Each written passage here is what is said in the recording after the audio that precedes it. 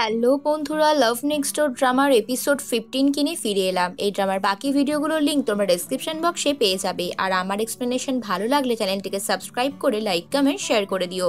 গল্পের শুরুতেই যখন দেখতে পাচ্ছি সিয়ংহো আর রিউকে ওদের বাবা মায়েরা জড়িয়ে ধরে থাকতে দেখে নেয়, তখন ওরাও এনকাউন্টার করে। ওরা সরাসরি বলে, আমরা দুজনে ডেট করছি, তোমাদেরকে আমরা ভয় পেয়েছিলাম। এরপর সিয়ংহো বলে, রিউকে প্লিজ বকাবকি করো না। রিউও স্বীকার করে যে মা, আমি ওকে ভালোবাসি। কিন্তু ততক্ষণে ওদের মায়েদের মধ্যে যে ঝগড়া চলছিল, তাই ওদের দুজনকে পৃথক করে দেওয়ার চেষ্টা করা হয়। এদিকে রিউকে ওর বাবা পাকড়াও করে নিয়ে যায়। আরেকদিকে সিয়ংহোর মা চেঁচামেচি করতে থাকে। বাড়ি আসার পর এখানে রিউয়ের ভাই যখন ওদের সম্পর্কের কথা শোনে, সে তো হাসি মজা করতে থাকে আর বিশ্বাসই করে না। কিন্তু রিউ যখন বলে যে আমি সিয়ংহোর ব্যাপারে সিরিয়াস, তখন ওর মা বলে এই সম্পর্কটা কখনোই সম্ভব নয়, তুই বেশি কথা বলিস না। এরপর ভাই বোনের মধ্যে খুনসুটি চলে আর ওরা ফিরে যায়। ঠিক এই সেম ঘটনা সিয়ংহোর বাড়িতেও চলতে থাকে। ওর মা বাবা ওকে জিজ্ঞেস করে, তুই কি পাগল হয়ে গেছিস? তুই সত্যি আমি ওকে মেয়ে হিসেবে ভালোবাসতাম, ঠিক আছে, আচ্ছা এটা বল, মেয়েটা কি তোকে জালে ফাঁসিয়েছে? কিন্তু সিয়ংহো বলে না, উল্টে আমি ওকে বহুবার প্রপোজ করেছি, রিজেক্টও হয়েছিলাম। এরপর ওর বাবা ওর মায়ের রাগ ভাঙাতে চলে যায়। ঠিক আগের দিন রাত্রিরেও সেখানেও রিউয়ের বাবা ওর মাকে বোঝাবার চেষ্টা করে, কিন্তু রিউয়ের মা বলে, আমি চাই না ওর সাথে সম্পর্ক হোক, কারণ সিয়ংহো আমার মেয়ের ব্যাপারে সব জানে, ওর বিয়ে ভেঙে যাওয়া থেকে শুরু করে ওর ক্যান্সার, সমস্ত কিছু। ওটা ওর উইকনেস হয়ে থেকে যাক, সেটা আমি জানতে চাই না। এরপর সিয়ংহোর মা ওর ক্যান্সারের ব্যাপারে ওর বাবাকে জিজ্ঞেস করে যে সিয়ংহো, রিউ সারা জীবনের জন্য ভালো হয়ে যাবে তো? তারপরেই রাতের বেলা এদিকে দেখি সিয়ংহো লুকিয়ে লুকিয়ে রিউয়ের রুমে এসেছে আর রিউকে জড়িয়ে ধরে বলে, তোমাকে আমি অনেক মিস করছিলাম, তাই চলে এসেছি। রিউ বলে, ভালোই করেছো, তো এই ব্যাপারটা সিক্রেট থাকলো না, তুমি যদি পড়ে যেতে তাহলে কি হতো? এরপর ওকে ওই হাতে ব্রেসলেটটা পরিয়ে দেয়। আর রিউ বলে, জানতে খুবই ইচ্ছা করছে ব্রেসলেট কেন পরালে। তখনও বলে, তুমি একবার আমাকে ইয়ার্কির ছলেই হোক আর যখনই হোক বলেছিলে অফিসে যে তুমি আমাকে কোনো ব্রেসলেট দিতে পারো না। কথাটা আমার মাইন্ডে বসে গেছিল, আসলে তোমার সমস্ত কিছুই আমার মাথায় থেকে যায়। তার পরের দিন আমরা ওর বাবাকে দেখতে পাই। এখানে রিউয়ের বাবা রেস্টুরেন্টটাকে হাঁ করে দেখতে থাকে, কারণ আজই ওনার শেষ দিন। এরপর উনি রেস্টুরেন্ট বন্ধ করে দেবে। এদিকে ময়ূম ডেটে যাওয়ার জন্য রেডি হতে থাকে, প্রচুর জামা কাপড় পরে। এখানে চলে আসে রিউ। রিউ এসে বলে, আমার মা বাবারা সব সম্পর্কের কথা জেনে গেছে, কিন্তু আমাদের মানতে চাইছে না। এদিকে মরিয়মকে এত সাজগোজ করতে দেখে রিউ বলে, তুমি তো এরকম ছিলে না। রিউ বাইরে এসে দেখে ডানহোর জন্য ওয়েট করছিল। ডানহোর কাছে এদিকে সিয়ংহোর ফোন আসে। সিয়ংহোর অফিসে চলে যায়, তো ময়ূমের ডেটটা ক্যান্সেল হয়ে যায়। এদিকে রিউ আর ময়ূম দুজনে খেয়াল করে যে ওরা ওই বয়স্ক বুড়ি মহিলা, যার বাড়িটা ভাঙা ছিল, যে একটা ঝোপড়পট্টির মতন বাড়িতে থাকতো আর সারাদিন কাগজ কুড়ানির কাজ করতো, তার বাড়িটা এরা নতুনভাবে তৈরি করার পরিকল্পনা করছে। এদিকে হঠাৎই দেখি রুবের মা এখানে মইয়ুমের মায়ের সাথে দেখা করতে চলে আসে। এখানে বলে, আমাদের দুই বান্ধবীর মধ্যে ঝামেলা হয়েছে, আমরা আর কথা বলি না নিজেদের মধ্যে। মইয়ুমের মা এর আগেও দেখেছে যে এদের বান্ধবীদের মধ্যে ঝগড়া হয়। আর ঠিক তখনই ওখানে সিয়ংহোর মাও চলে আসে। এরপর রাগ করে গটগট করে রিউয়ের মাই বেরিয়ে যায়। আর এখানে ওদের দুজনের মধ্যে ঝামেলা তখনও জারি থাকে। তার পরের সিনেই ময়ূম আর টানহো ওদের ছোট্ট মেয়েটির কাছে গিয়ে সমস্ত সত্যি কথা বলে দেয়। বলে, আমি যদি তোমার মা হই, তুমি কি আমাকে মেনে নেবে? আমি তোমাকে কখনো কোনো কিছু করবার জন্য জোর করব না। বাচ্চাটি মন দিয়ে কথাগুলো শোনে। তারপর বলে, সত্যি কথা বলবো, এটা আমিও চেয়েছিলাম। এটা তো আমি স্বপ্নে দেখেছিলাম যে আমি চাঁদে গেছি আর সেখানে তোমার আর বাবার বিয়ে হয়ে গেছে। তুমি পিঙ্কি প্রমিস করো তুমি আমার মতন বাবারও বেস্ট ফ্রেন্ড হয়ে থাকবে। ময়ূম বলে, হ্যাঁ একদমই। তার পরের সিনে আমরা এখানে রিউকে দেখি। কমেন্টে একজন লেখে, তোমার রান্নাগুলো দেখতে ভালো লাগে, কার সেগুলো টেস্ট করে দেখতে পারতাম, কারণ আমার শারীরিক কন্ডিশন ভালো নয়। কমেন্টটা পড়ে রিউয়ের মনটা খারাপ হয়ে যায়। সিয়ংহো এরপর ওর সাথে খুনসুটি করতে থাকে, আর ওদের বন্ধু বস দেখে ইয়ান যে এদের দুজনের মধ্যে খুনসুটি চলছে। এদিকে রিউয়ের দাদাকে দেখেও মা বাবার জন্য গিফট কিনে এনেছে। প্রথমে তো ওরা ভাবে যে আবারও কোনো স্ক্যাম ব্যবসা করছে, কিন্তু তারপরে ওরা সকলে অনেক অনেক খুশি হয়। এরপর পরের শ্রেণী আমরা রিউকে দেখতে পাই। রিউর বাবার সাথে গল্প করতে আসে। বাবাকে বলে, আজকে আমি সিয়ংহোকে নিয়ে কোনো কথা বলতে নয়, হ্যাঁ ওকে নিয়ে পারমিশন তো চাই, কিন্তু তার আগে এটা জানতে চাই বাবা তুমি ঠিক আছো কিনা, কারণ কালই সকালে তোমার রেস্টুরেন্টের শেষ দিন হবে। আজকে তোমার নিশ্চয়ই অনেক মন খারাপ করছিল, কারণ কালকের দিনটাই যে শেষ দিন।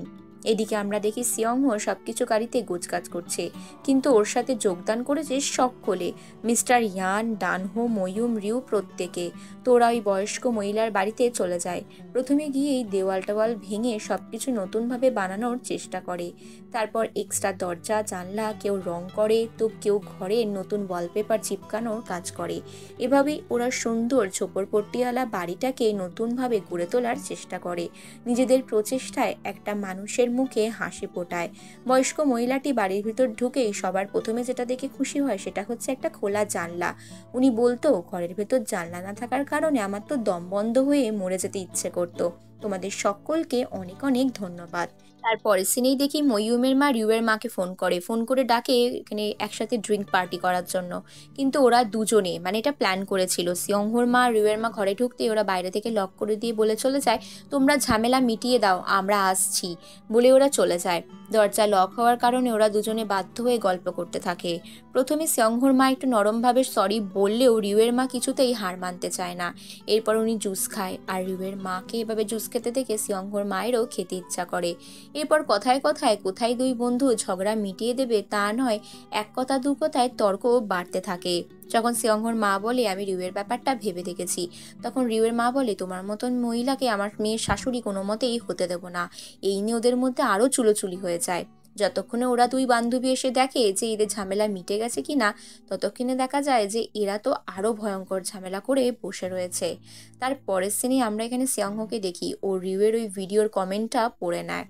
তারপরে ও একজন বড় বিজনেসম্যানের সাথে ডিল করতে থাকে, আর সে বলে, আমি একটা নতুন বিল্ডিং বানাচ্ছি তোমাদের এরিয়ার মধ্যে, সমস্ত কিছু রিইনোগ্রেট করতে চাই।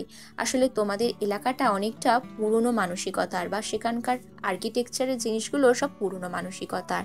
প্রথমে তো এই কাজটা সিয়ংহো করতে রাজি না হলেও মিস্টার ইয়ানোকে অনেক করে বোঝাবার চেষ্টা করে, সে ধরনের কাজ তুমি কেন করতে চাও না, হুট করে বারণ করে দেওয়াটা তো কোনো বুদ্ধিমানের কাজ নয়।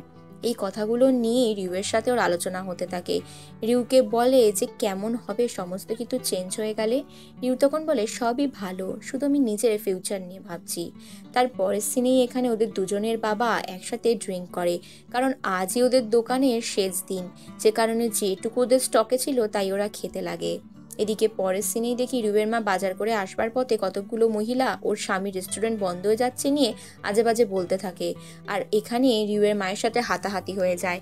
কিন্তু রিউয়ের মাকে মারতে গেলে এখানে সিয়ংহোর মাও ইনভলভ হয়ে যায়, আর সিয়ংহোর মাও নিজের বেস্ট ফ্রেন্ডের হয়ে মারামারি করতে থাকে। দুই বান্ধবী ওই তিনজন মহিলাকে মেরে নাক মুখ ফাটিয়ে দেয়, যে কারণে থানায় কেস করা হয়। আর সেখান থেকে উদ্ধার হয়ে আসার সময় দেখা যায় যে ওদের দুই বান্ধবীর রাগ গলে জল হয়ে যায়। আর এটা দেখে ওরা দুজনে ছাদে বসে গল্প করতে থাকে, আর দুজনেই বলে যে সত্যি আমরা কত বোকা, আমরা এরকমটা কেন করেছিলাম। আচ্ছা এবার বলো তো সিয়ংহো আর রিউয়ের রিলেশনটা কি হবে। তখন ওখানে রিউকে বলে যে রিউকে আমি সারা জীবনে আমার মেয়ের মতন দেখেছি, তুমি যেভাবে ছেলের মতন সিয়ংহোকে ভালোবেসেছো আমিও ওকে আলাদা কিছু দেখিনি, তুমি চিন্তা করো না, আমি ওকে অনেক যত্নে রাখবো। কথাটা শোনা মাত্রই রিউয়ের মায়ের চোখে জল চলে আসে। এদিকে বাইরে থেকে এই কথাগুলো রিউও শুনছিল। রিউ, ওর বাবা প্রত্যেকে ইমোশনাল হয়ে যায়। তারপর ওরা সকলে মিলে এসে অনেক হাসি মজা করে। আর সিয়ংহোর মা বলে, ও তোমাকে বিরক্ত করলে তুমি আমাকে বলো, আর রিউয়ের মাও সেম কথা বলে। সেই দিনটা বেশ সুন্দরই যায়। পরের দিন সকাল হতেই ওর বাবা সুন্দর সেজেগুজে রেস্টুরেন্টের পথে এগিয়ে যায়, কারণ আজই ফাইনাল ডে, যে দিনটা আজকে ওদের খুব আনন্দ করে কাটানো উচিত, কারণ রেস্টুরেন্টের ব্যবসা উনি গুটিয়ে দিচ্ছেন। এদিকে ময়ূম অফিসে এসে জানতে পারে ও সাউথ পোলে এখানে ট্রান্সফার হয়ে যায়, আর সেটার জন্য একটু একটু এক্সাইটেড থাকে। তার পরের সিনেই আমরা এখানে দেখি রিউয়ের বাবার কাছে একজন কাস্টমার মেয়ে এসেছে, আর সে এসে জানায় যে ওর বাবার বানানো স্পেশাল একটা ফিশ ফিঙ্গার ও খেতে খুবই ভালোবাসে, কিন্তু রেস্টুরেন্ট বন্ধ হয়ে যাবে শুনে মেয়েটা অনেক নিরাশ হয়, সাথে ওর বাবারও মনটা খারাপই ছিল। তাই ওনার মন ভালো করতে পরিবারের সকলে, বন্ধুবান্ধব মানে সিয়ংহোর মা বাবা, তার সাথে ময়ূমের মা, ডানহো প্রত্যেকে চলে আসে, আর সকলে মিলে এখানে ফ্যামিলি ডিনার করতে থাকে। ডানহো পরিচয় দেয় আর রিউয়ের বাবাকে বলে, আমি আপনার একটা ইন্টারভিউ নিতে চাই, শেষ জীবনে এরকম একটা বয়সে এসে আপনি এরকম ব্যবসা ছেড়ে রিটায়ারমেন্ট নিচ্ছেন, আপনার কীরকম ফিল হচ্ছে। তোর বাবা নিজের অনেস্ট ফিলিংগুলোর সমস্ত কিছু ডানহোর সাথে শেয়ার করে নেয়, আর এটা একটা সুন্দর ইন্টারভিউয়ের মাধ্যমে রেকর্ড হতে থাকে। এদিকে ঘরের ভেতরে দেখি প্রত্যেকে খুব আনন্দ করছে, খাওয়া দাওয়া হাসি মজার সবই আছে। কিন্তু যে মানুষটা দিন রাত সমস্ত কিছু এই দোকানটার সাথে জড়িত, তার কি হবে? সে খুব ইমোশনাল হয়ে বেরোচ্ছিল। এরপর ফ্যামিলির সকলে ওনাকে সাপোর্ট করে বেরোয় আর বলে ফাইনালি আমি ফ্রি হলাম, এবার থেকে আমরা অনেক গেম খেলতে পারবো। এই সব করে ওরা 4জন ফ্যামিলি মেম্বার বাড়ি ফিরে আসে। এদিকে রিউ ওকে দেখা করতে বলে। সিয়ংও ছুটতে ছুটতে রিউর সাথে দেখা করতে আসে। রিউ ওকে বলে যে তোমার জন্য একটা খাবার এনেছি, এটা তোমার ফেভারিট খাবার। হ্যাঁ, ছেলেবেলা থেকে সিয়ংহো এটাই খেতে ভালোবাসতো। এটা খেতে খেতেই তখন ওকে রিউ প্রপোজ করে, বলে আমি এটার জন্য অনেক কষ্ট করেছি, তবে হ্যাঁ কিছু পাওনা আমার আছে। সিয়ংহো বলে তুমি কি চাও? তখন রিউ বলে এটার কালার আর টেস্ট তোমার নিশ্চয়ই খুব দারুণ লেগেছে। সিয়ংহো বলে আমি সত্যিই লাকি যে আমার গার্লফ্রেন্ড এরকম। রিউ বলে সারা জীবন এরকম থাকবে তো? এভাবেই প্রপোজ হয়ে যায়।